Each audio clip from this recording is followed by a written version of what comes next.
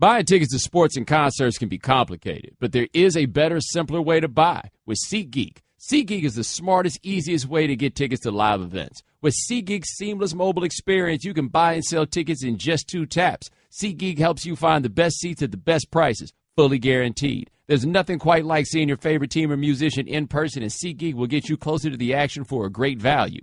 I have the SeatGeek app on my phone, and it's by far the easiest way I've found to shop for tickets. I could be anywhere, and with just a few taps, I can instantly find seats. I actually used SeatGeek to buy tickets to go see the Marlins and experience the whole thing. It was fantastic. SeatGeek is designed to make your ticket buying experience easier than ever. SeatGeek saves you time and money by searching multiple ticket sites to compare prices and find amazing deals. Plus, every purchase is fully guaranteed, so you can shop for tickets on SeatGeek with confidence.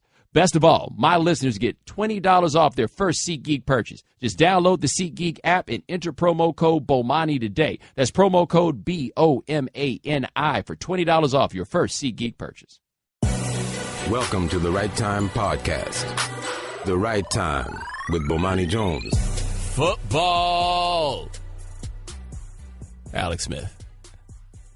Yeah, I mean, you kind of got to put it in both of those ways, man. I feel like the NFL is out here doing a little something I like to call hustling backwards. What is the backwardsness of the hustle? The backwardsness of the hustle is the NFL wants us to be excited about the opening game of the season. They got a general tendency when they do the thing with the opening game of the season that they want to get the Super Bowl winner out there, so we get the Patriots. And you like to have it to where the Super Bowl winner gets to play the game at home. So the Patriots get to play their game at home. The problem is there are few consequences more obvious and foreseeable than the Patriots winning at home. I think you go through it. I don't have time to look at the numbers right now, but their record at home since the beginning of the 2007 season is kind of bananas, right? Just a little bit bananas. So you feel pretty confident. You send somebody out there to play against them, the Patriots are going to win. I think Seattle won up there last year, but they ain't sending Seattle this year. They ain't sending Alex Smith. So you try and get me excited about this NFL season while at once giving me the obvious, we know how this is going to end of the Patriots, and then Alex Smith. I'm sorry, Shannon, do you have any idea how it was they made the decision who the other team would be to play against the Patriots? Because I feel like if you're trying to generate some level of excitement to get America all charged up about some football, I would think that you could do a little bit better than sending Kansas City.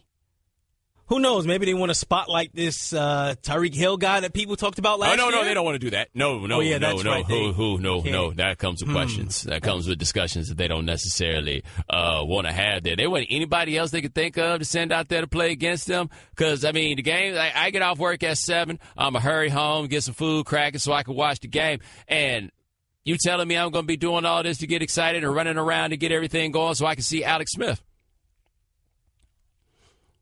Like, really? Like, what I look like right now? How I feel? What does this seem to be? Or, Shannon, it could be Patrick Mahomes. People seem to be all charged up on this idea that, he's not blind. I just don't think he's playing it. That's not happening.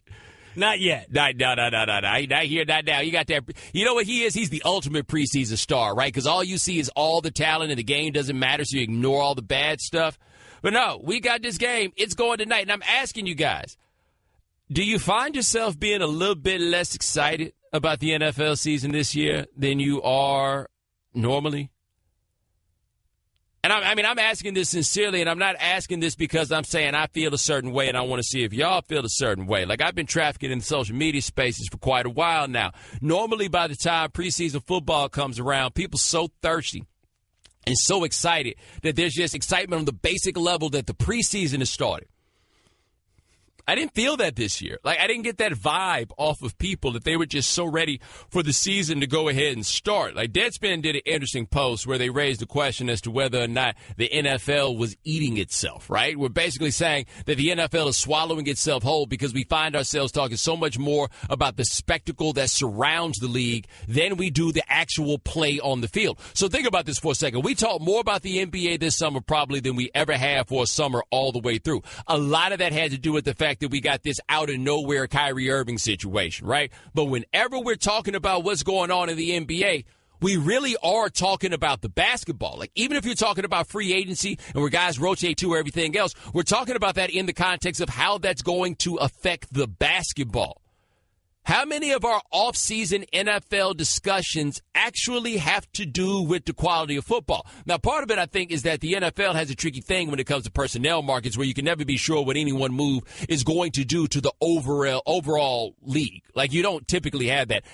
The NFL doesn't really have blockbuster trades. Rookies can only have but so much of an effect once they show up there. Yeah, guys wind up being cut, but it's a revolving door at the NFL. You're totally numb to the idea that somebody's going to be released or wind up in a certain place or whatever it is. And most of the guys who wind up being free agents, they're becoming free agents because the team is like, yeah, go ahead and become a free agent. In the NBA, like the really good players become free agents, is because the players have made the decision that they are going to be free agents. So we've had so much discussion about the NFL in the, 8 months? No, not 8. I guess the season ended beginning of February. So in the 7 months since the season ended, how much of what we talk about actually has to do with football?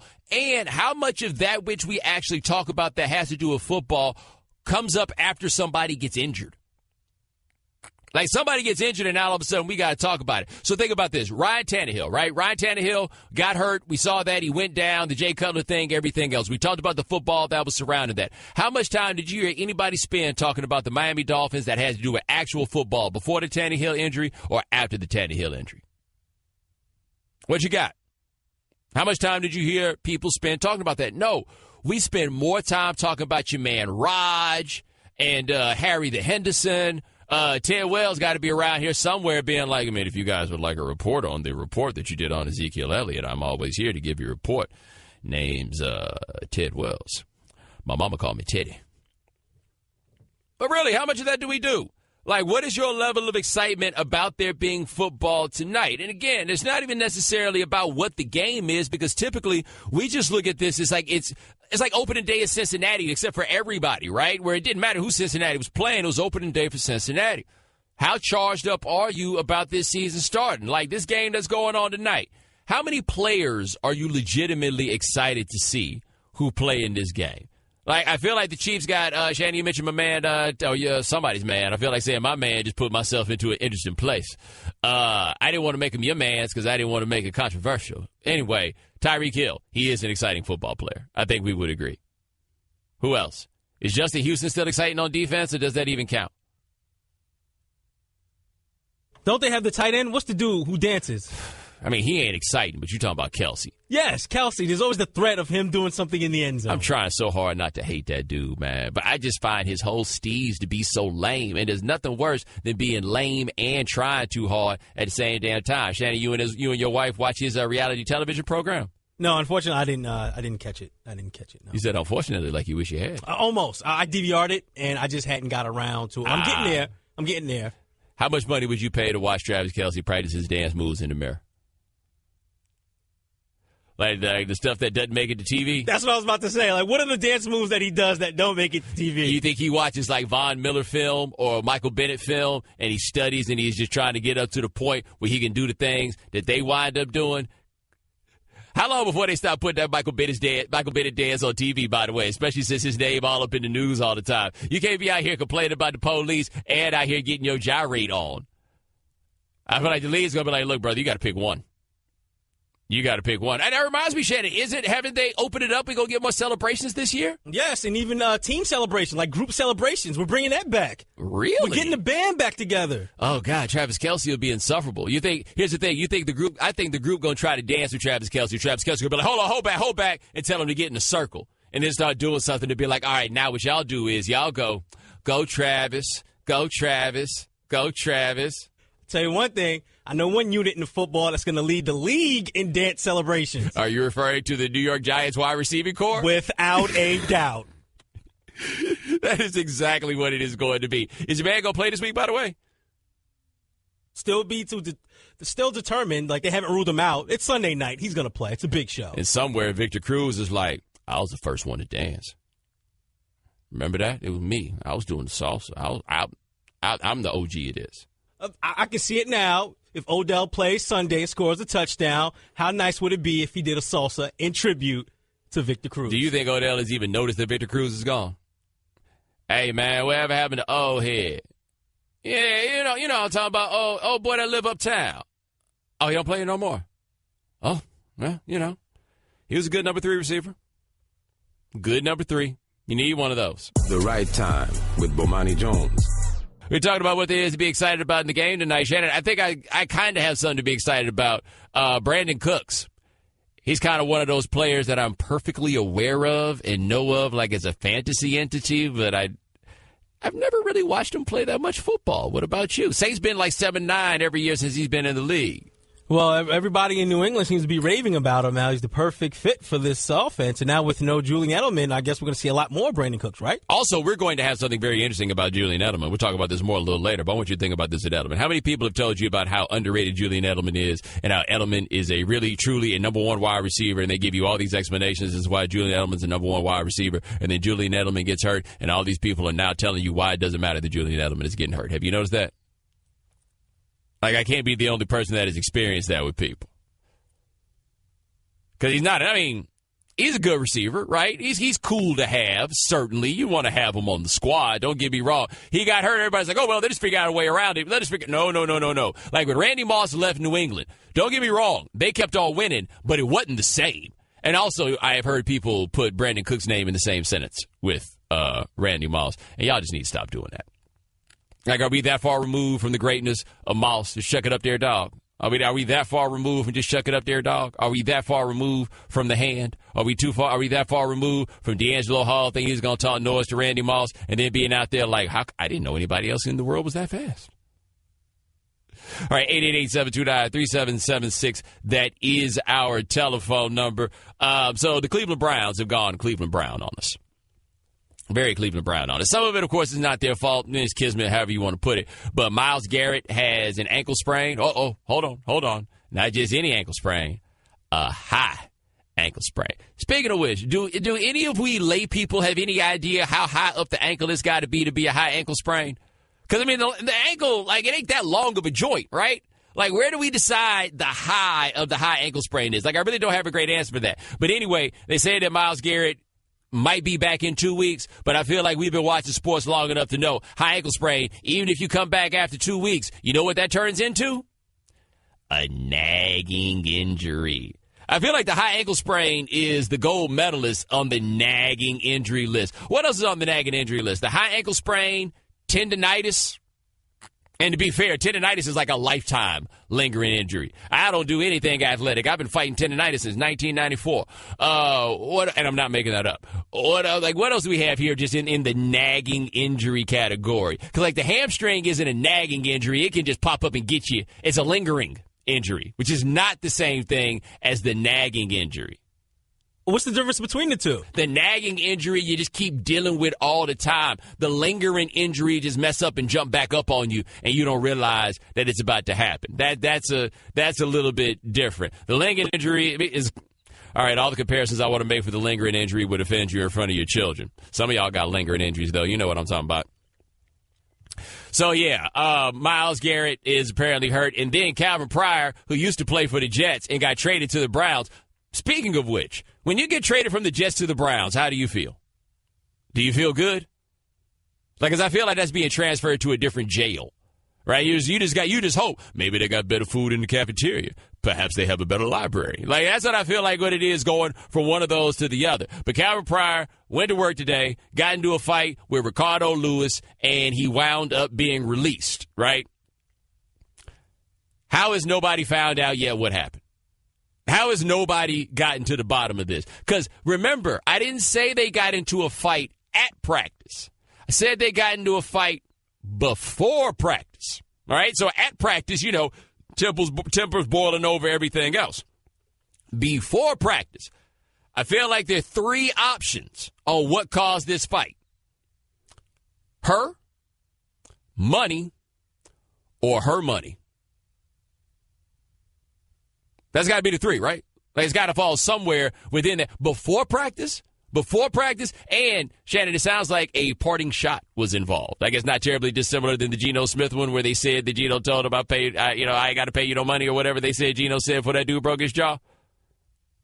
What do you think this is? Like, what do you think this? Like, what do you think it was before Calvin Pryor went off?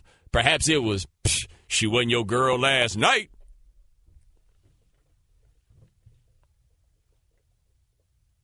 And I can imagine with something like that being said, they weren't alone. It wasn't just the two of them. Like, other people had to have been around. Yes. Yo, you acting like a real punk right now. Oh? That's how you see me, huh? That's what you think this is? That's what you think I'm about? All right. Yeah. I can't say that on the radio, Shannon. I think there's how much better this show could be if I could say, like, those two things I wanted to say on this show. Like, you realize the quality improvement that we would have here if it were not for the pesky FCC? So, yeah, the Browns traded a linebacker that the defensive coaches did not want to trade, by the way. Demario Davis. You ever heard of him? That tells you the power of fantasy football, by the way. We have heard of all the wide receivers. All the wide receivers. You could be a first alternate for the Pro Bowl at middle linebacker, and you better play for the right team. But anyway, they traded that cat to get Pryor, so now they have released Pryor, and Myles Garrett is going to be out at least 2 weeks with the high ankle sprain. And I think they play the Steelers. Let me go look up what the point spread is in this game. Like, I feel like this is a point spread. I think they're playing in Cleveland, which I guess in home field advantage. Does that count? They got the dog pound? Is that still a thing? I mean, they might as well give them seats to actual dogs at this point. Stop inflicting it on the peoples. Let me see here. The point spread, they opened an 11-point spread. Steelers minus 11. That's what it was at the open. Yeah. Straight Talk Wireless. Nationwide coverage on America's largest and most dependable 4G LTE networks. All right, 888-729-3776. That's our telephone number. We've been talking about whether or not you're excited about these games coming up. Let's hit the phone, talk to Scott in North Carolina. Scott, thanks for calling the right time. Hey, thanks. So, you kind of hit the nail on the head with me. Grew up in Indiana, a Browns fan, which means every week or every year, week one, I'm a Colts fan for the rest of that year. So the hope there is pretty low this year. Obviously low for the Browns too. But being a Colts fan, really get tired of the Patriots. So they win the Super Bowl. Now you have to hear about them all summer. The Kaepernick thing. But hearing about the Patriots and then starting off week one, the first game's them, and you know they're the favorite big time this year. It's kind of slowing my roll a little bit. But I am glad that now the Kaepernick talk should slow down quite a bit. Yeah, wait, what part of the talk bothers you? You still there? Oh, he lost. Just the abundance of it and how it doesn't have to do anything with me on the field. I do think he should be signed. I wanted the Colts and the Browns to sign him. But see, that's the problem, though. When Scott Tolzien comes out here and looks bad, I mean, you as Colts fan, how do you not ask the question, why didn't we sign Colin Kaepernick? You know what I mean? So, you think, you like the talk, you think it's going to stop? Scott, I appreciate the call. Oh, no. All these sorry quarterbacks are going to necessitate that we talk about them. The Right Time with Bomani Jones. All guests join us on the Shell Pennzoil Performance Line, just like our next guest. Check him out at presnapreads.com, breaking down the NFL. Also check him out on the Nickel Package Podcast, and check him out here every Thursday on the Right Time during the NFL season. His name is Kian Fahey. All right, Kian, I've been trying to get myself all charged up and excited about this game tonight. Is there anything that you're looking for in it? Yeah, I think the mistake you made was talking about Alex Smith too much. I'm not going to... I think I'm pretty good at my job, but I can't make Alex Smith exciting. I'd focus on the other side of the ball. I still think the Patriots are probably going to easily win the game, and they're probably just way more talented than the Chiefs. The Chiefs have lost their starting receiver. They lost Jeremy Maclin. They've lost their starting running back. They lost Spencer Ware to injury. They've lost Ontari Poe. Tamba Hali is on PUP. They don't seem to have gotten better from a team that was already behind the Patriots last year. They spent their draft capital on a backup quarterback. So the thing that's interesting to me about this game, though, is Bob Sutton has a pretty good record against Tom Brady. Bob Sutton is the Chiefs' defensive coordinator. If you remember the infamous Brady regular season game that led to the on the Cincinnati stuff, Bob Sutton, that was his first time going against Brady, and he obviously dominated him in that game because Brady kind of collapsed. But in their playoff meeting 2 years ago, that's the only other time they've played, Brady's numbers were good and the Patriots won, but Sutton was able to bait him into a lot of mistakes. Like at the very end of that game, he showed pressure in a situation that was an obvious passing situation for the Patriots, and then he dropped everyone back, and Brady did something he never ever does. He stared down his first receiver, and he was looking straight at Tamba Hali in space, and threw the ball straight to Tamba Hali. The ball just bounced off his hands and went to Edelman. So if that battle, it may be tougher to watch. It's not something that stands out like a highlight throw or something like that. But if you try and look at what the defense is doing before the snap opposed to what it does after the snap, that might keep you awake a little bit if they get blown out. Now, I imagine part of that's a function of the pass rush, and they just had a strong front seven in Kansas City, but Derrick Johnson's coming back off of the injury that he's had. So what do you expect from that Chiefs defense this year? Well, the hope is that Justin Houston will be phenomenal again. They've got Chris Jones there, the defensive lineman, who looks like he's going to be really good as well. But you've got Marcus Peters as well. Marcus Peters is a lot of fun. That's probably the Asante Samuel that we've got in the league right now. The intimidating cornerback who teams think the guy's open, but you hesitate a little bit because you don't know if that guy, if he's baiting you, if he's going to break on the ball. They've got some really good pieces. Eric Berry's a decent player as well.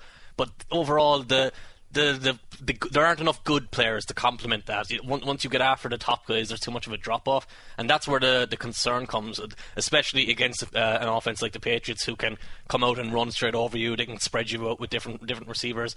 The last time they played, the big problem was going against Gronk. One of the things, obviously, going against Gronk is tough for everyone, but because Bob Sutton wants to be aggressive and he wants to make these different play calls and play press man coverage, they gave Gronk matchups all the time that Brady could easily win. I think Gronk caught 2 touchdowns in that game, and both of them were fairly easy. All right, talking to Kean Fahey, presnapreads.com and the Nickel Package podcast. Now, speaking of Gronk, what are you looking for from him this year? Because after a while, you got to wonder if the injuries are going to stack up, right? Yeah, and Belichick is typically a guy who will pull the plug pretty quickly. He's not going to keep Gronk around just because he thinks he needs Gronk. I would expect if he's somewhat healthy, if he's even 90% of what he was before, he'll still be tight end of the league. This guy was so far ahead, but could drop off a little bit. It's kind of interesting because I thought they would have made more of an effort to re-sign Martellus Bennett just because he's always been durable, he's always been consistent. They've got Dwayne Allen behind him now, and injuries have been an issue for him, and consistency have been an issue for him. So maybe you can take that as a sign that Gronk is going to be good, but if he's on the field, you expect Gronk to be dominant. He's such an advantage for Brady as well, because when he's on the field, he's basically a 6th offensive lineman who can run routes and get open and no one can cover. So no matter what the defense comes out in, if they come out in a pass alignment or if they come out in a heavy package, Brady can just audible straight away and go to Gronk because he knows Gronk will have a matchup advantage. All right, John Kean Fahey of presnapreads.com here on the right time. Now, switching gears a little bit, how do you figure the Steelers are going to look this year now that they got Martavis Bryant back? Man, if you want to get excited about football, this is the offense to look at. Bryant, to me, is one of the best receivers in the league, one of the most exciting receivers in the league. I tried to explain this on the podcast this week. I'm not sure how good of a job I did, but I kind of, like, you're going from having Kobe Hamilton and Sammy Coates on the field, and those are guys who need to be schemed open. They need to be thrown open. They give the quarterback a very small margin for error. And I compared it to if you have Patrick Beverley as your point guard in the NBA, he goes and stands in the corner and waits for someone to pass him the ball, and if he's wide open, he'll shoot the three. If he's not, he can't do anything on his own. Whereas Bryant is more like swapping Patrick Beverley for Steph Curry, because he can create anything you want him to create. He offers you a wide margin for error. He can beat any cornerback in press coverage. If he doesn't beat that cornerback, he can still adjust at the catch point and pull an accurate ball in. So you put him into that offense now, and he's playing across from Antonio Brown, and Antonio Brown is probably the best receiver in the league. So now if you're facing the Steelers, you, on every snap, you want to keep both safeties back and both cornerbacks outside on their guys. So if you do that's fine. You might be able to contain those guys. They'll probably still be able to throw the ball. But if you do that, you've now got to try and account for Le'Veon Bell underneath. So if you're Ben Roethlisberger, you are always going to have a matchup you want. You're always going to have guys who can create at the catch point or create after the catch with the ball in their hands. And I think if teams kind of account for Bryant, then Le'Veon Bell is going to have an absolutely massive season. Or if they do what like the Patriots did in the playoffs last year, where they doubled Brown and they doubled Bell when he was on the field and forced Roethlisberger to throw to one-on-one to Hamilton and to Sammy Coates, then that means Bryant is going to have a huge year because no one can cover him one-on-one. Now, one of the reasons I like your work is you do film study and you're more concerned with the process and just the numbers that you wind up with at the end. Now, with all these miles that he's got on him, what are you looking for Ben Roethlisberger this year? Like, how much do you believe he has left? So, I don't know if you saw that picture that was going around from the start of the year where he had an ice pack on his shoulder, an ice pack on his elbow, an ice pack on his hip, and an ice pack on each of his knees. But that wasn't exactly making me optimistic. Roethlisberger had a really weird season last year. It does kind of split a lot where he's great at home and not so great on the road. But in the accuracy numbers I charted, he had the widest variance between having accuracy percentages over 80% and accuracy percentages below 70%. But within 70 to 80 is kind of normal. So those are great games and awful games. And I just don't really know what to expect from him. I think because the pieces around him are so much better, and because we've never seen Antonio Brown, Martavis Bryant, and Bell and Roethlisberger on the field together. Like, they've played, I think, 28 snaps or something like that together in their careers. So he's going to have such an easy role in that offense. I think he's good enough that he will be more consistent this year and be more effective and allow them to be explosive. All right, we're talking to Key and Fahey at PreSnapReads.com. Also check out the Nickel Package podcast on ESPN. Seattle got Sheldon Richardson in a trade that seems unfair from where I'm sitting. Am I missing something here? Yeah, this is a typical Seahawks move where they're doing anything possible to make the roster better, where they're not kind of being conservative or being cautious. It's basically what they did with Percy Harvin, except for their defense, and that's terrifying because when the Seahawks have had a very good defense the past couple of years, but when they had that historic defense that won the Super Bowl and that destroyed Peyton Manning in the Super Bowl, they had interior pressure that they consistently got. Now they've got Frank Clark, Sheldon Richardson, obviously, Michael Bennett and Cliff Averill as their front four rushers, and that's four rushers on a team who can all win one-on-one matchups, so they can all win in tight or win in space. Most teams are desperate to just have two. They've now got four. And what that means is they don't have to blitz, and they can keep all their defensive backs and keep all their linebackers in their coverage assignments that they want them to keep them in. And that's when they kind of squeeze the life out of you, because you know what coverages the Seahawks are going to face. Smart quarterbacks know that they have to try and manipulate Earl Thomas and stay away from Richard Sherman, but they know where they want to go with the ball. That all sounds a lot easier to do when you have time in the pocket. When that pocket's collapsing around you with only a four-man rush, you've got no chance. Yeah, speaking of the Seahawks, do you expect them to have an NFL-caliber offensive line this year? No. The Seahawks paid, I think, $7 million to Luke Joeckel this year, and that doubled their spending on their offensive line. They're very purposely not going forward with a good offensive line. They spent the least amount of money in the league on the offensive line for the second year in a row. And it's something that they're going to work around. It's something that they can work around because Russell Wilson doesn't need to play in specific structure. He's not a quarterback who's going to get the ball out instantly. He does get out of the ball quickly, but he's not always going to get the ball out.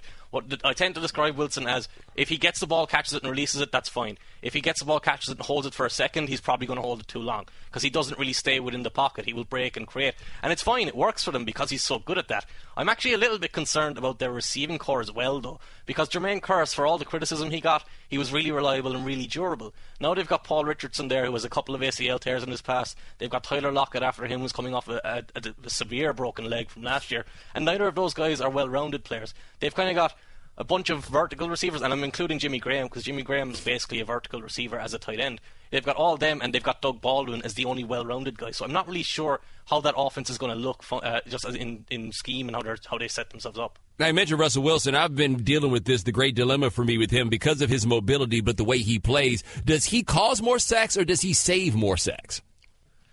Not to criticize you on your own show, but that's not really the question. That's not the way I would phrase the question. He causes more sacks than he avoids. That's true.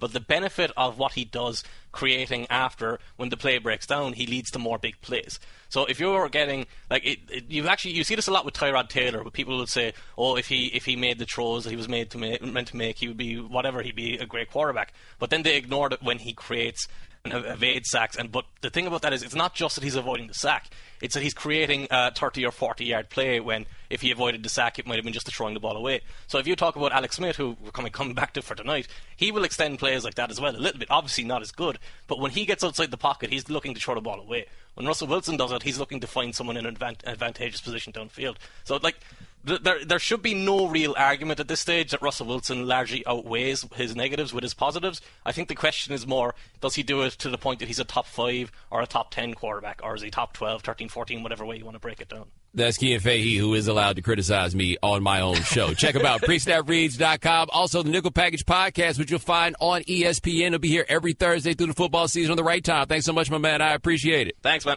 Okay, keep your eyes closed. Okay. I want to show you my first ever painting. All right. Okay. Open your eyes. Oh, that's a lot of colors. Mm-hmm. And shapes. So be honest. What do you think? Well, I like how if you switch to Geico, you could save hundreds of dollars on car insurance. Oh, yeah, that's true. Yeah. Here, why don't I hold your paintbrush while you call them? Geico, because saving 15% or more on car insurance is always a great answer. The Right Time with Bomani Jones. We've been talking a little bit about the NFL. Season starts tonight, Patriots, Chiefs. But apparently people want to talk about their general reactions and what happens when somebody starts shooting at the club. Let's hit the phone and talk to ZP in Indiana. ZP, thanks for calling the right time. Yes, VP, Bo. How you doing? Appreciate taking the phone call, man. Yes, sir. No, my thing is I'm trying to figure out, what's going on with the whole situation too, and see how it plays out, and also about the cops not having their cameras on. So they got the cameras, so why they don't have them on? But my thing is, I've been around where people start shooting, and bro, it's got two words for you. I'm gone. I'm not asking no questions. I'm running. Most of the time, somebody coming up inside of a club or somewhere, they coming up to you and they gonna come straight up and shoot you. If you running, the aim ain't that good, bro. I would say this, ZP, I appreciate the call. I am surprised by how many people who think it's peculiar behavior to run away when somebody starts shooting. Now, Chad, I haven't seen this, but the video the Las Vegas Police Department put out, apparently when Michael Bennett was running, other people were also running. Yes, that's what I saw. He wasn't the only one running. Right, like there was other people who were running. Like when the shots rang out, it's typically hit the ground, okay, see what's cracking, now we run. Now, I also said before that if you're in one of these situations and by the time the cops got there, chances are the shooter isn't there. And somebody said to me, well, the Pulse nightclub, like many active shooters, the shooter was still there. Okay, how many people got shot at the Pulse nightclub? Like it was in the dozens, right? Like multiple dozens or approaching the second dozen. Yeah, the guy was still there when that many people got shot. We can't even call this situation with Michael Bennett an active shooter because nobody was actually shooting. Right. Like active shooter, we in this, what I call this law and order society. What I mean by law and order society, I mean it's all them people who watch Law and Order so they think they are lawyers, right? So they throw out all the terms and everything else in those circumstances. You can't say it was an active shooter. They weren't shooting. For the in the Pulse nightclub, 49 people were killed and 53 were injured. Yeah, I mean yes, that guy was probably still there. And yes, Shannon, that is a lot of people. Please don't compare that to this thing here where there wasn't actually a shot. That fair? 888-729-3776. That is our telephone number. Switching gears just a little bit. Urban Meyer did an interview with CBSSports.com. He was talking about a bunch of different things in his interview because, Shannon, he put on his cape for Kevin Sumlin. He said, with Kevin Sumlin, where he felt like he was being done wrong the way they were talking about him. Coincidentally, Kevin Sumlin and Urban Meyer have the same agent, right? Except you know who else has the same agent as Urban Meyer? Tom Herman. Tom Herman would be the head coach at the University of Texas, and apparently having the same agent as Urban Meyer is not going to spare you. Urban Meyer was asked about these guys who take over jobs, and they talk about how they got a lot of work to do with the roster and everything else. Here's Urban Meyer. Quote, it's like a new generation of excuse. And he was talking specifically about Tom Herman. Here's what he says. You ready? If we all thought, because Herman said, if we all thought we were going to come in here and in 9 months sprinkle some fairy dust on this team and think we've arrived, then we're wrong. Urban Meyer said, everybody wanted me to say Jim Tressel left the cupboard bare. If I heard any assistant say that, they'd be gone. You're done. Close that. Those are your players. I hear TV guys say, wait until they get their own players in here. They're our players. What do you mean they're players? The minute you sign a contract, they're your players. You didn't choose me. I chose you. You're mine, absolutely. And then, by the way, Herman went another step further and said, you gave up 50 to Maryland. Urban did. I don't have the exact quote. He said, you got a rude awakening. You gave up 50 to Maryland. Shannon, I get the feeling that Urban Meyer and Tom Herman were not the best of friends while they were working together. Yeah, you wouldn't expect that. Somebody coming from your coaching tree, right? No, coaches don't break rank typically, but especially like that. He's like, yeah, y'all just caught a 50-piece. Now, there are levels to this, right? Urban Meyer is quite possibly the best coach of his generation. Like, by the time all is said and done, yeah, and Saban's in there, though I think the Saban kind of predates him just a little bit. But, like, Saban's in there, we can put him in the same conversation. But Urban Meyer is not a good coach. Urban Meyer is a great coach. And that team that Urban Meyer had, I saw a post on, I think it's Land Grant Holy Land, one of the SB Nation sites, is the one on Ohio State. And they talked about what the roster was that Urban Meyer inherited when he got there, where they said they had so little depth at linebacker, they had to turn a fullback into a linebacker because the roster was depleted. Shannon, do you remember what their record was Urban Meyer's first year at Ohio State? I'll go 5 wins? 12-0. His first year? 12-0. Excuse me. 12-0. 12-0. So Urban Meyer's like, yo, I don't know what y'all, he talking about me, I'm talking about these other cats, right? He's like, I don't know what y'all talking about. He's like, you give me anybody. As long as John Bradley ain't playing quarterback, baby, I'm going to win. You think Irv was using y'all? Yeah. I don't know what y'all doing. I gotta play it on this one. But at the same time, I'm trying to avoid being like Homer fan, right? Because I do believe there's talent left on that roster at Texas. I think there's plenty of talent that's on that roster. I had felt that was a 10-win roster since last year. No matter how bad they did, I didn't care when they lost Kansas. I was like, this is a team that should win 10 games next year. That's how I felt about it. But when I hear Urban talk about the roster he left at Florida, I'm like, oh, slow down, buddy. That roster seemed to be a bit bereft of talent, at least on offense. Me and Shannon sat down and looked at the depth chart before the show. Who was it, Jordan Reed, basically?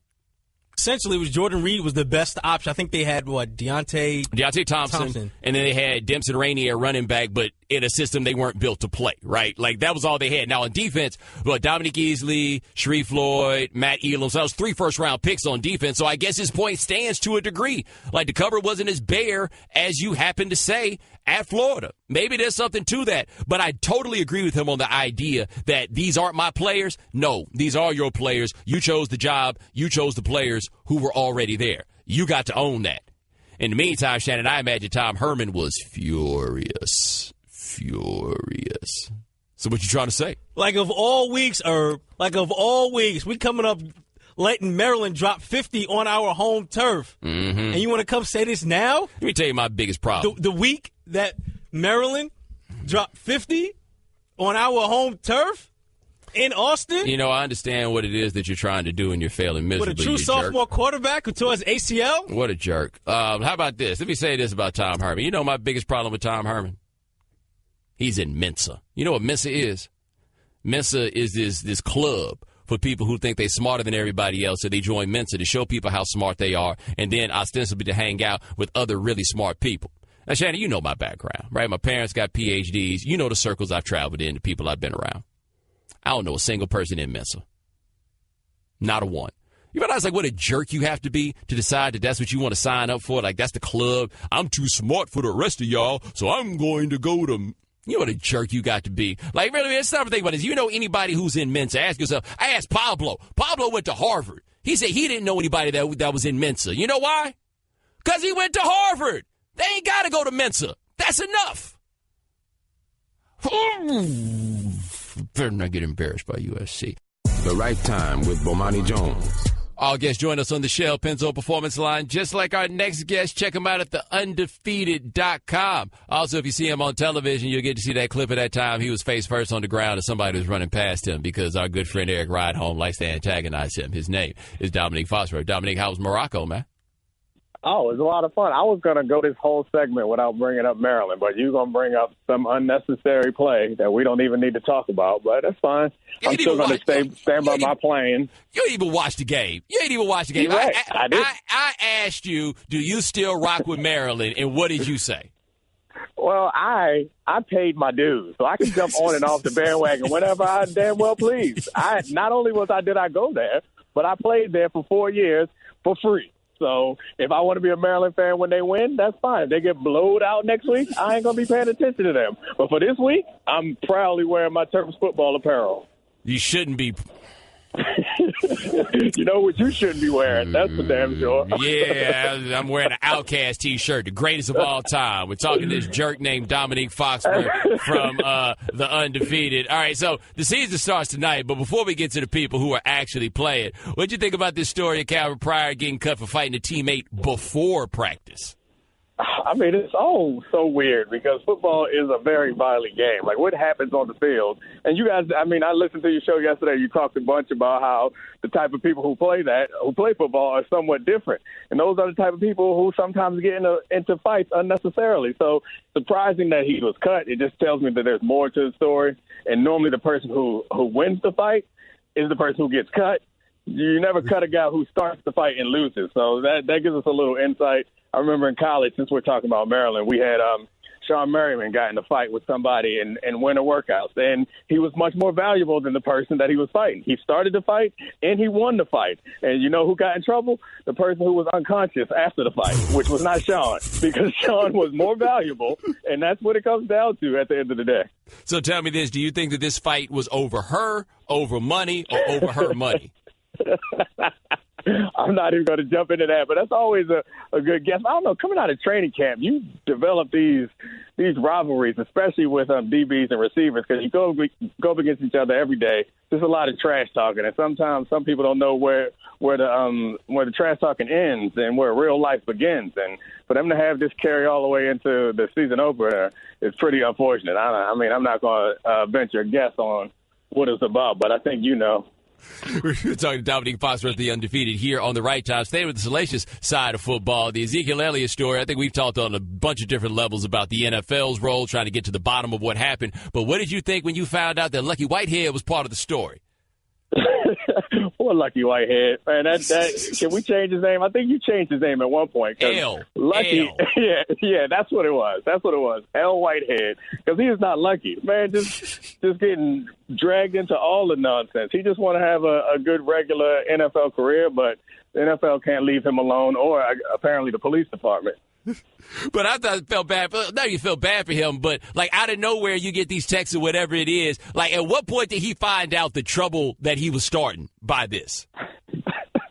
I don't know. It's never a good time when your name is involved in that. And I mean this new Lucky Whitehead thing is smaller in comparison, in my opinion, when you were falsely accused. Back then, like, he had more reason to be upset about that than anything else. He lost his job. He was making good money, and he lost his job for something that he didn't commit. Like, that is the big Lucky Whitehead strike when he became L in your world and in mine. Yeah, but man, Zeke Elliott's ex-girlfriend hits him up on the Facebook. He like, yeah, what's up? Like, I feel like that's a self-imposed L. I mean, I went on a limb last season before the season started saying I like Lucky Whitehead because of his social media personality, and he has some speed and talent. And ever since then, it's been all downhill for him. But, yeah, you got to stay far, far away from other people's friends. That is a good rule to have. All right, we're talking to Dominique Foster with the Undefeated here on the Right Time. All right, we got the game tonight. We got the Patriots. We have got the Chiefs. Tom Brady. We're in the 40s now, right? Like, I'm not going to be the one to try to bet on when the slippage is going to really occur, but how long can you reasonably bet on him still being Tom Brady?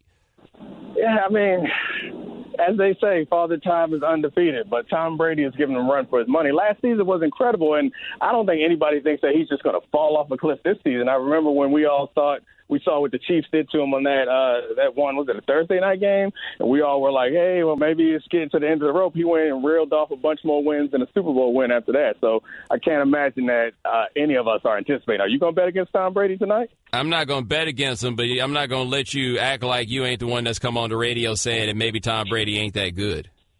Oh, yeah, no, I'm not backing off of that. Like, I'm not saying that he's not good. He's not accomplished. He's very accomplished. But I think when you watch the games, you watch the film, you see what's going on out there, that Tom Brady is a very good, very successful, very accomplished quarterback. But the key to what they do is scheme. And I think Tom Brady executes it quite well. But I think that there aren't very many other coaches that can do what Belichick and his staff has done. I think there are quite a few other quarterbacks, given that situation, that can do what Tom Brady has done. And, I mean, I don't think that anybody can really argue with that. All right, now, not even to antagonize. Like, seriously, like, when on the film, when you see Tom Brady, like, where do you think there's a weakness in his game right now? Well, I think getting the outside throws, like their idea of going deep is normally hitting the seam, but I'm not saying that his game is weak. I think what he does better than anybody else is what Peyton Manning did. I think Tom's doing it better now than he ever has. Is pre-snap manipulation and understanding what the defense is trying to do before the snap starts. And if you can train a guy to do that well, which Tom does well and is easier said than done, then I think there are many guys who have the arm strength, the accuracy, the awareness, the ability to read a defense in the course of the play. There are lots of guys in the league that can do that as well as Tom Brady. I got Drew Brees to be one off the top of my head, but I think that what he does and what he's learned well is to manipulate defense, and I think that's a product of working with good coaches, and he's gotten better and better at that over his career. So I think that other quarterbacks have the mental capability and the skill set to do that also. Tom Brady's the one who's done it, so I can't take anything away from him. He got 5 Super Bowl rings. I'm not going to sit here and say that he's not one of the greatest to do it of all time, but I think it's also a matter of circumstance, which, I don't know, people have a hard time with that when I start to throw that out there because it especially people who've had success in their life, because it flies in the face of the idea that the success that they've had in their life is not only because of them, but it's also because of their circumstance. So when I start talking about that, people get uncomfortable because maybe you aren't as successful as you are just because you're as great or you work really hard. Maybe there is some luck involved, but nobody likes that conversation. We're talking to Dominique Foster, the Undefeated, here on The Right Time. All right, man, tell the folks about the podcast you're going to be on. Oh, yeah, we are doing the Nickel Package NFL podcast. It's a series of 5 podcasts. One comes out every day. Mina Kimes and I do Thursdays. And I think, she's the only woman. I'm the only non-white male. So it is Minority Thursdays. It is twice as good as the rest of the days, and we get paid half as much. But it's still the best day. So download it, listen, enjoy, send us questions. And we're having a lot of fun so far. 2 weeks in. And also, don't forget, Kean is Irish. If you go have a discussion, if you go have a discussion about minorities, it ain't gonna be long before somebody mentions Irish. That don't count. Kean fly right in. They accept him just fine. All right, and every Tuesday here on The Right Time, you will be able to hear Dominique Foxworth. My man, thanks so much. I appreciate it. No problem. Thank you. The Right Time with Bomani Jones. Well, we talked a little bit the last couple of days about what moment it was that made you realize I don't need to play football anymore. We still got people calling in about that. Let's hit the phones and talk to Mike in New Mexico. Mike, thanks for calling The Right Time. Hey, Bo and Shannon. Thanks for taking my call. Appreciate it. Appreciate it, man. Hey, I actually grew up in New Jersey, and I was a 5'3", 125 hitting safety, and went my first game playing in the high school level, and we played a team from Passaic. Had a running back who was named Craig Ironhead Hayward. He was about 5'8", about 230 pounds. And the first time I tackled him, you know how they have the Acme guy with the Wile E. Coyote. Yes. And I was Wile E. Coyote, and he was the 180-ton anvil that hit me. He picked me. He had to reach 2 feet in the ground to pick me up after the tackle, and he looked at me and said, 28, I got your number. That was the longest day of my life. Went home, didn't get out of bed for 3 days because I couldn't move. Made it to school on Tuesday, walked into the coach's office and said, here you go, I can't do this anymore. That was enough, huh? Yep, I think that's enough. He ain't even got nothing else to say. Mike, thanks for the call. Mike don't even like thinking about it. Like the accuracy of that story, the fact that he said, I got to school on Tuesday. Yes. Because he missed Monday because he was still hurt. Yes. Walked into the coach's office on Tuesday and gave him the pad. He's like, nah, I'm not coming in for no treatment. Can't do it. 888-729-3776. That is our telephone number. Getting you guys ready tonight for the Patriots and the Chiefs. Let's talk to Jared in Oklahoma. Jared, thanks for calling The Right Time.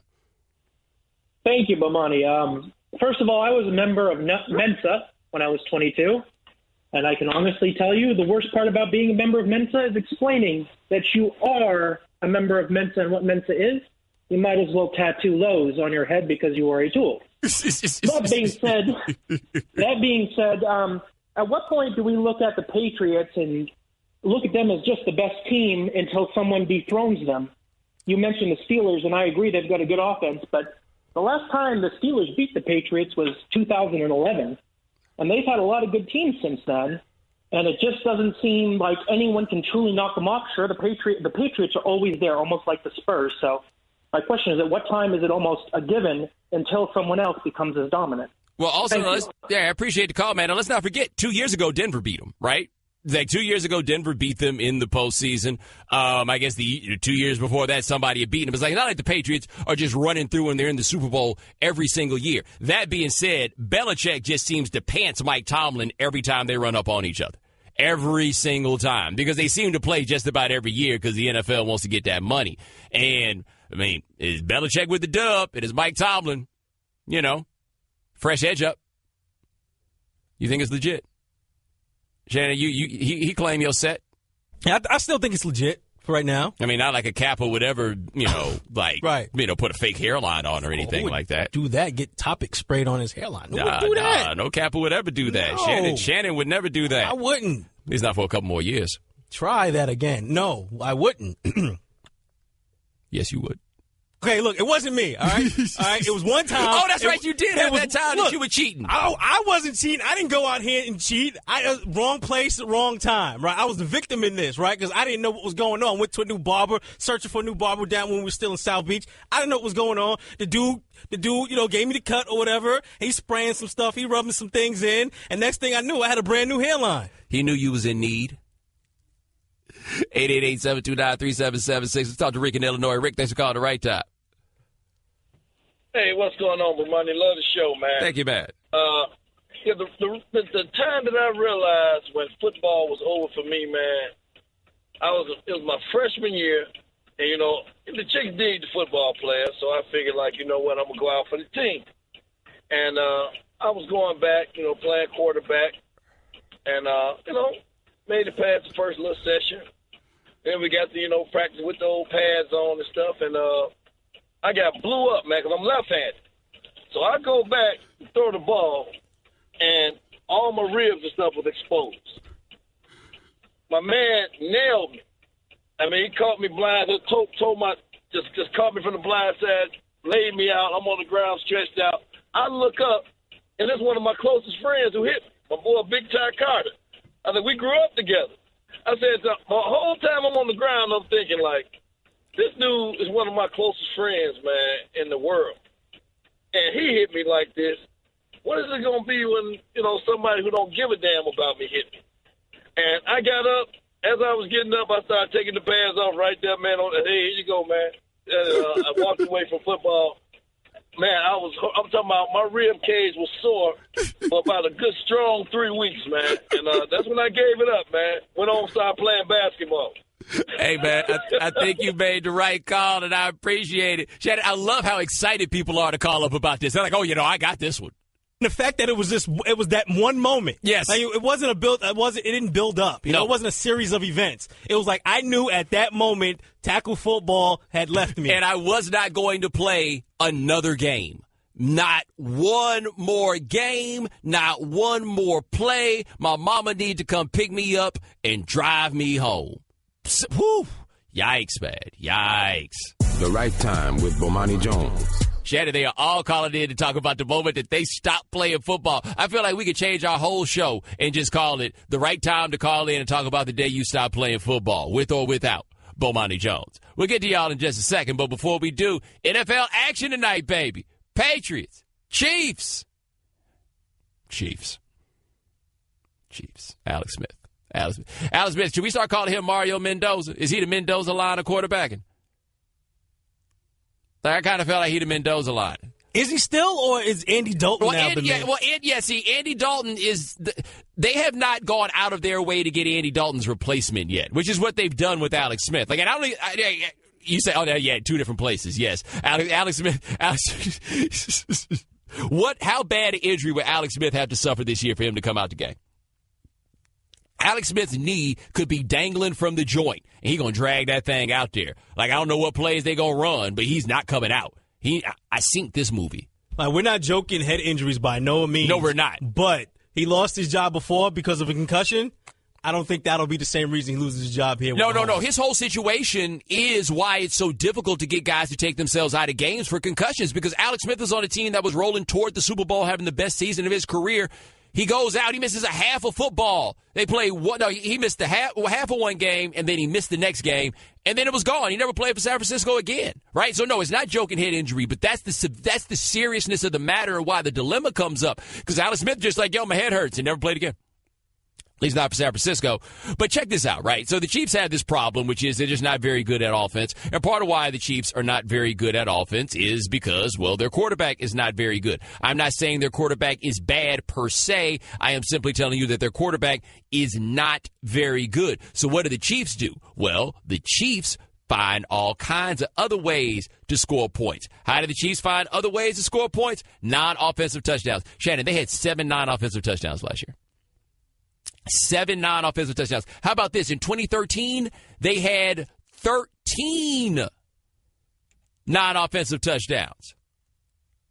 The Chiefs were out there playing Beamer ball. Yes, that is exactly what they do. That is the best way to put this. Frank Beamer has taken over. But, man, is this Chase Stewart? Yeah, it's Chase Stewart at footballperspective.com. He had this. This is at least as of December 23rd of last season. Chiefs had 7 non-offensive touchdowns. In 2013, 11. I'm sorry. They had 11 non-offensive touchdowns in 2013. That's how they managed to hold up and prop up like offensive stats that are just good enough to make you think that their offense is cracking. Their offense, Shannon, is not cracking. It's not. And so now there's no Jamal Charles this year. Who's this, Kareem Hunt? That's who they got? Is there anything I should know about him? Like, I just know his name.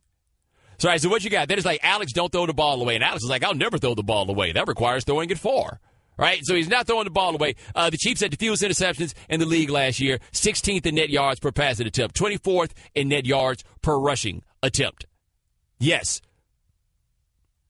That was defense. That was like 16 to 16 was what it was on offense. 16 in net yard passing, 16 in yards per rushing attempt. That's what they had. But they were 13th in the league in points, 20 in yards. Why? They just be finding ways, man. You know what they do? It's like in baseball, manufacturing runs.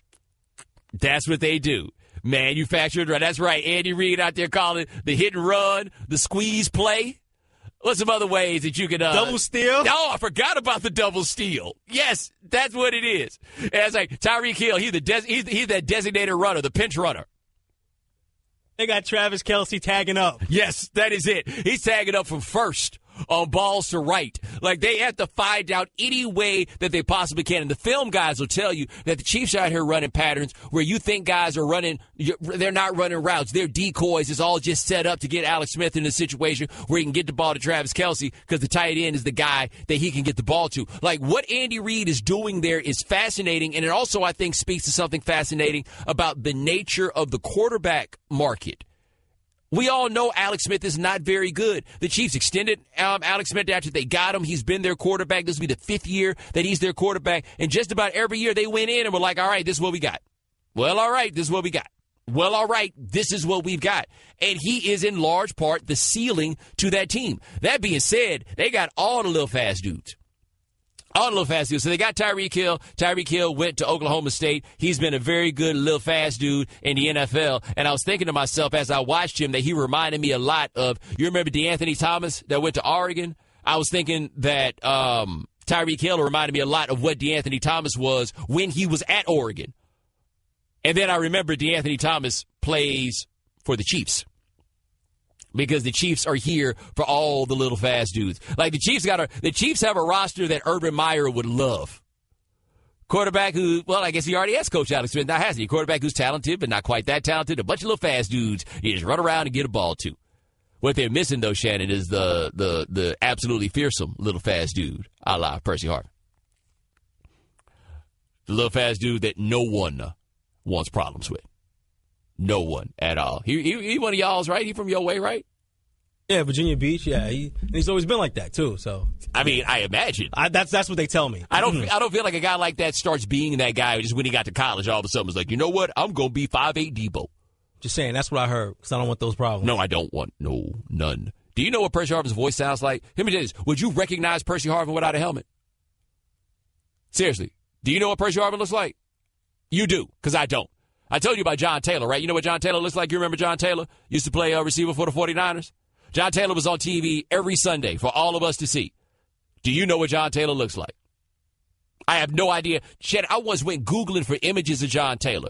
It's the hardest thing in the world. Do it right now. Go look up John Taylor. See how hard it is to find a picture of John Taylor. That's Percy Harvin. How is Percy Harvin that famous and I have no idea what he looks like? Anyway, Chiefs are playing the Patriots tonight, and the Chiefs are probably going to lose. There's your preview. 888-729-3776. That's our telephone number. We talk and ask guys to tell us about the day they decided, you know what? I ain't playing football no more. Let's hit the phone to talk to Stephen in Tennessee. Stephen, thanks for calling the right time. Hey, what's going on, Buck? Can you hear me? Doing all right, man. I'm doing all right. I got a chance to meet you at NABJ, man, so it's nice to get a call in. But this was my senior year at Southland in Memphis, Tennessee, making the move from DN to linebacker.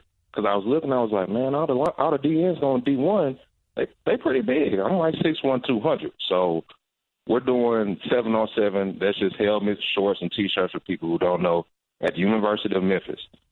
And I don't know how this quarterback fit this ball in between me and my teammate. He's a free safety that played D1 for both.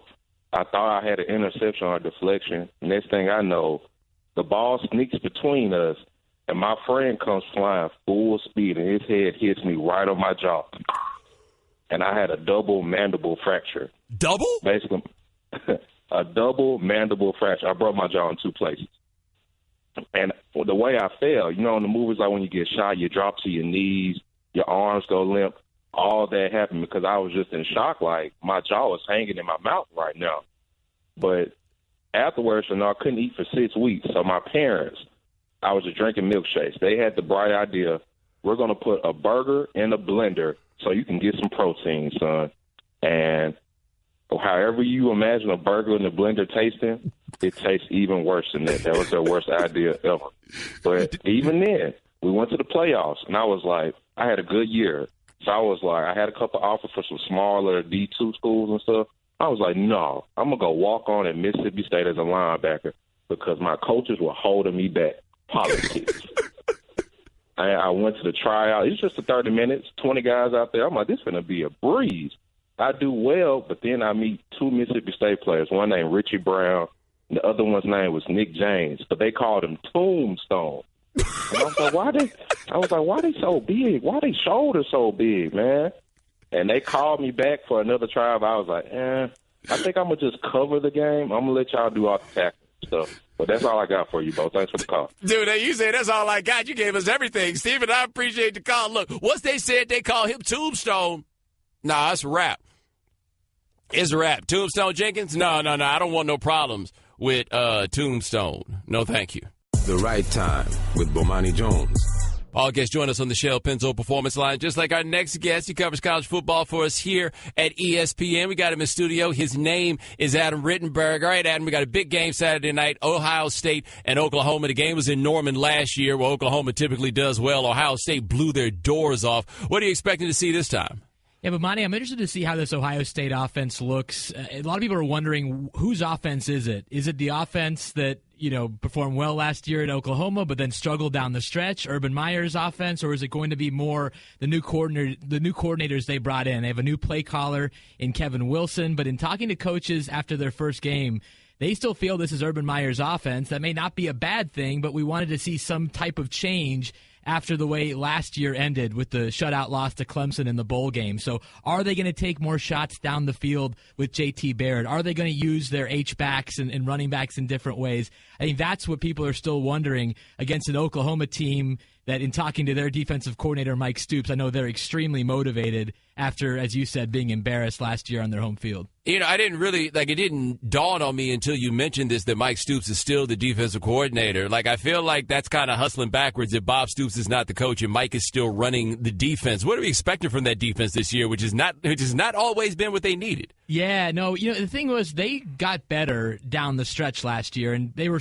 off the radar because they lost those 2 early games. They weren't going to make the playoff, and their defense was a big reason why, but they did improve a bit down the stretch last year. Lincoln Riley kept the entire staff together, really, after he was elevated to the head coaching position, and I think they have certain pieces that are interesting. I think the problem for Oklahoma, and I've seen this for several years, when's the last time they had a dominant defensive lineman? Is it Gerald McCoy? Has there been someone since? I mean, they had that run of incredible difference makers up front, and that's what I'm still waiting to see. They've had some linebackers, they've had some guys in the secondary, but are they going to be able to match up with this Ohio State offensive line that's going to want to run the ball, it's going to want to keep J.T. Barrett upright? I think they're going to have somebody make some plays along that defensive line and put Barrett in some tough situations where he could make some mistakes. All right, we're talking to Adam Rittenberg of ESPN here on The Right Time. Now, we also got Auburn-Clemson. This is a top 15 matchup, and Auburn feels kind of weird to me. And tell me if I'm crazy here, where Auburn finished, they went to a big bowl, they finished well, but it didn't feel like last year was a good season for Auburn necessarily. Am I the only person that had that kind of sensation about them? Oh, absolutely not. I think last year Auburn fans were very frustrated, mainly because they just haven't gained that momentum from that first year under Gus Malzahn, where they went to the national title game and they beat Alabama. and they beat Georgia. They haven't beat either of those teams since, and the quarterback play has gone down substantially the last 2 years. Now, the exciting thing now is they have Jarrett Stidham, who formerly was at Baylor, junior college last year. He's at Auburn. Coaches I talk to around the sport just rave about his potential. So he might be the difference in this game against Clemson. But you're right. This is the opportunity for Auburn to say, hey, we are still here. We're a national contender. We're going to make some noise in the SEC and then contend for the playoff. But in order to do that, I think Jarrett Stidham's going to have a tremendous performance against the Clemson defense that is still extremely good, especially along the defensive line. Stidham last week, 11 for 21, then he completed his last 3 passes, so he's got to be more accurate, I think, on Saturday night in Death Valley. Now, what do you think is reasonable to expect of Clemson, where you still got Deion Kane and Renfro on the outside, so there's still guys that throw the ball, it's just the person throwing the ball is no longer Deshaun Watson. Right, yeah, and that's the thing. I mean, I know coaches there were very happy with Kelly Bryant and how he looked in the first game, but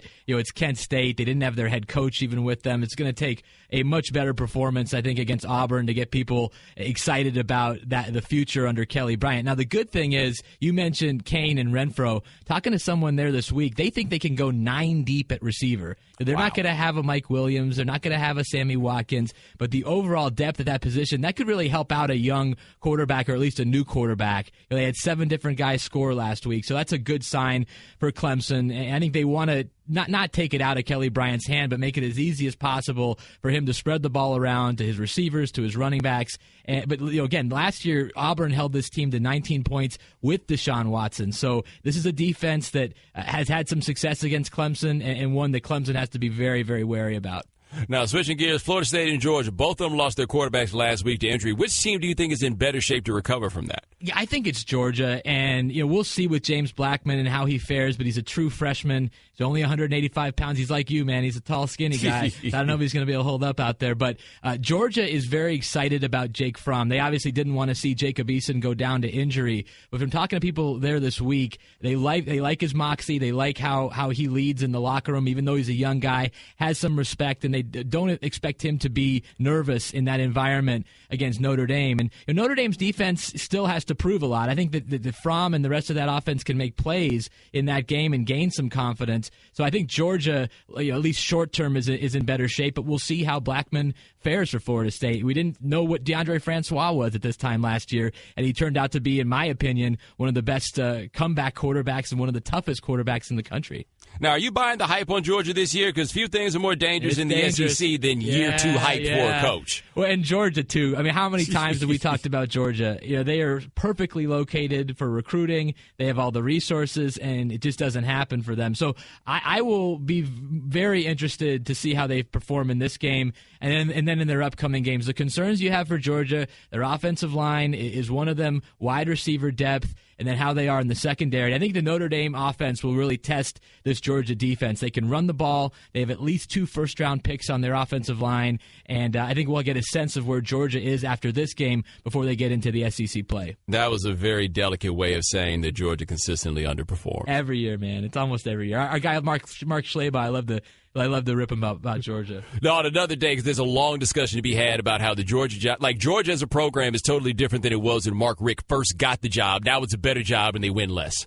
Well, you just look what they are. I mean, they're within 2 hours of probably more talent in terms of the density than almost anyone in the country, and they're really the only state school. I mean, Georgia Tech is there, but the way their offense is so different, and they're not as appealing of a program for big time recruits. Now, Clemson has certainly hurt Georgia with the way that it's recruiting, but Georgia should be the team in the SEC East year in and year out, and it hasn't been that way. We'll see. I mean, Kirby Smart's only in his second year, so maybe they do get that second year bump and get to Atlanta. Yeah, Georgia Tech always got that one problem. Got to take calculus. Like this is one of the underrated factors of college football. At Georgia Tech, there are no easy classes. That's Adam Rittenberg. Check him out covering college football for us here at ESPN. Thanks so much, my man. I appreciate it. Thank you, sir. Thanks for listening to the Right Time Podcast.